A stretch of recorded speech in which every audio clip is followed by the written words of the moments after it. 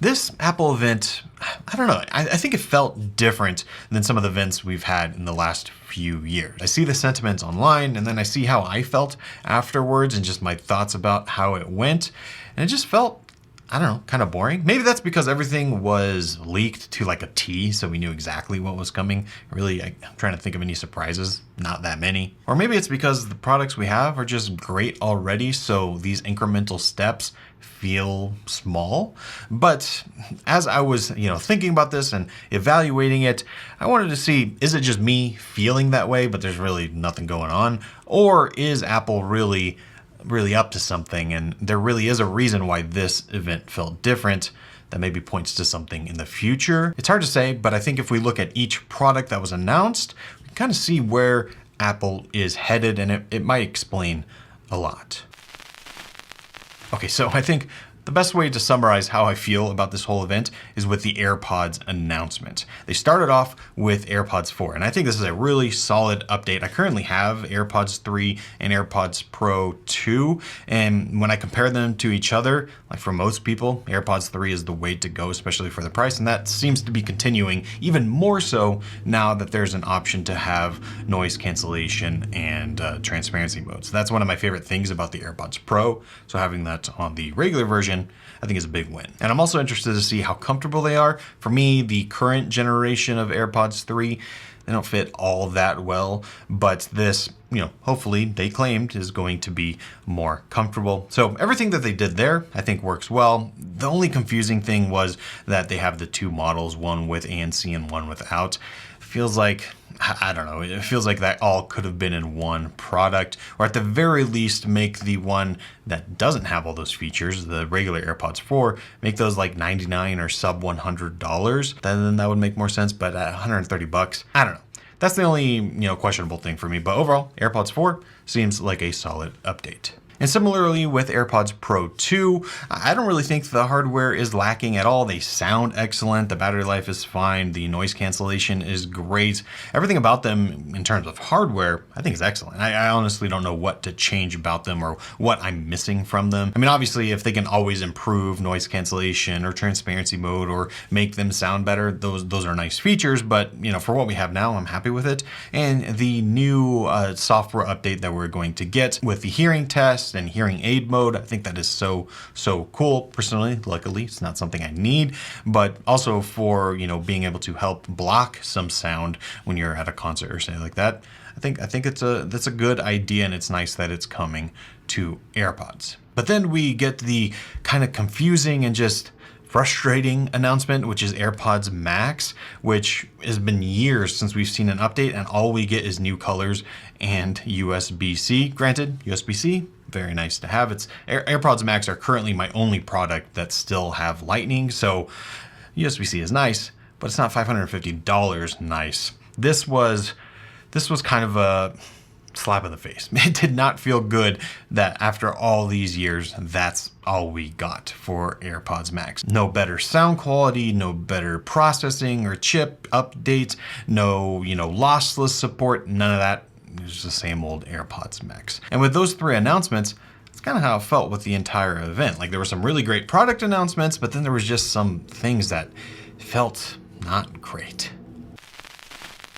Now the watch is another area I have mixed feelings. I currently wear the Apple Watch Ultra, the first generation. This is my watch of choice. I also have a Series 7, which I use for sleep tracking and just if I don't want to wear the Ultra. But honestly, I don't wear my watch all that often anymore because I just don't know what to use it for that much. I mean, I wear it when I go to the gym or do any other physical activity. So I do that, for health tracking and everything. But as soon as I get home and, go take a shower or whatever, I don't put it back on. And unless I'm going somewhere that requires a watch of this type, I kind of just don't have a watch. In fact, I don't even have a watch tan anymore because I just don't wear it that often. So I was hoping that with this announcement, I'll kind of be sucked back in. And especially because this is the 10th generation, the 10th anniversary of the Apple Watch. And well, it kind of just is the same old thing, just a small minor update. Now, if you're coming from Series 3 to Series 6, this is going to be an excellent update, and I think it actually should be something you go out and buy if you are looking for a new Apple Watch, because the thinner design with the bigger screen, I think is going to be a substantial difference. You know, when going from the Series 7 to the Apple Watch Ultra, the screen size alone was a major difference that is noticeable, and you can do more on the watch. So I think, you know, a lot of people are going to love that. And I think the addition of jet black is nice, although I'm worried about how that is going to scratch. If we remember back to the iPhone 7 with jet black, didn't age all that well, but hey, that's remained to be seen. But I guess for me, the disappointment with the Apple Watch is not so much the hardware that we got, but rather the fact that it's missing, I think, some critical features, at least features that I would like to see to be sucked back in and want to wear this more often. And this is where I think I'm kind of confused, especially with the Apple Watch, because on one hand, the hardware we got, like I said, great. But on the other hand, it feels like Apple's kind of holding back or not doing exactly what they could do. Now for me, where I think the disappointment with the Apple Watch update comes is the fact that there's no sign or no announcement that it will ever run Apple Intelligence in any way, shape, or form. We're going to be stuck to the same old Siri we've had, and I'm not going to be able to use the new Siri or any of the new features in any way, not even a, you know, tapered down way, but at all. That to me is a huge missed opportunity, and it kind of gets me thinking of whether or not that's the initial plan. Because originally when we started hearing rumors of this 10th generation watch, we heard that there was going to be a much bigger emphasis on new design and new features, and that's just obviously not what we got. There was rumors that the Apple Watch connection system that we've had since the first generation was going to change.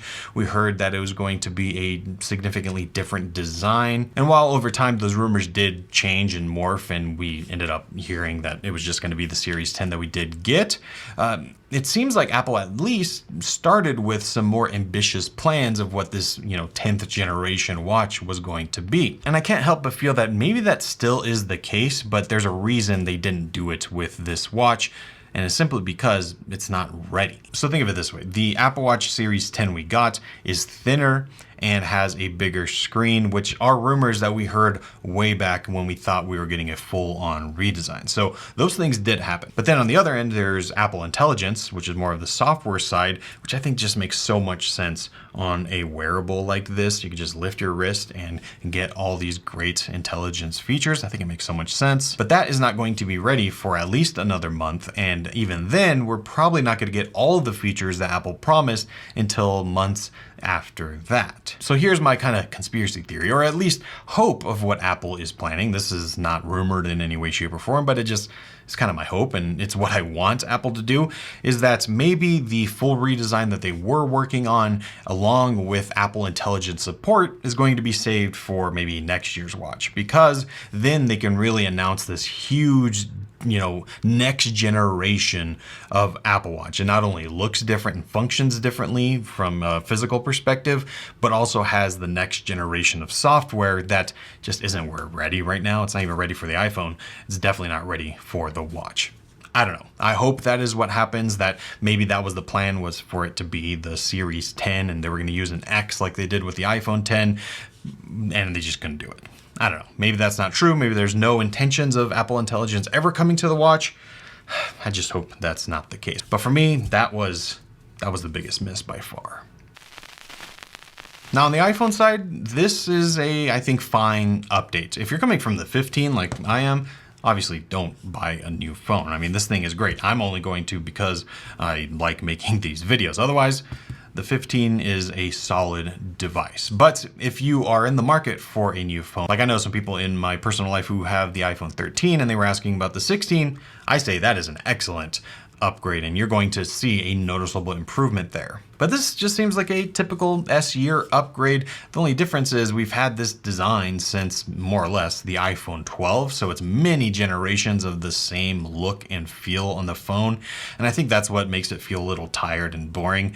But besides that, besides the design, I do think the features we have and are getting are pretty solid. I think the new camera system in the 16 Pro looks to be nice and a nice upgrade that I will use. A lot of those video features I will use, like 4K 4K 120. And it's also great that I don't have to recommend certain people get the Pro version of this phone, because the regular 16 I think is the sweet spot. This is a great device that is going to have excellent cameras. It's going to have that camera control button, which is on both devices. It now has the action button, it has an OLED screen. Sure, it's only 60 hertz, but that's a topic for a different video. I couldn't care less about that. And it comes in vibrant colors. So I think even though on paper it seems like a kind of boring update for the iPhone overall, I think the iPhone 16 is going to sell like crazy. And I think the regular iPhone 16 might be one of the best selling iPhones we've had in the last few years. It's just a prediction, but just, you know, looking at it and looking at the features and the colors and everything,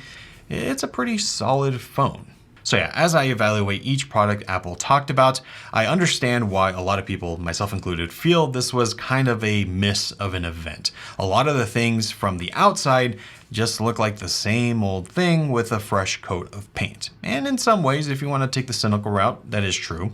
But then if you dive in and just realize that the market is bigger than me or you, it makes a lot of sense that Apple went this direction. There are still some places where I think Apple is, in fact, having a big miss, like with no Apple Intelligence on the Apple Watch, and the fact that Apple Intelligence just isn't ready yet. That's a topic for a different video. So I do think Apple, you know, has room to improve, but in terms of what they actually announced, even though it wasn't all that exciting and everything was leaked, you know, perfectly, it's still, I think, a solid update. And I'm excited to get my hands on all of these products, so stay tuned for that. But yeah, just a little debrief rant video about what I've been thinking on these announcements.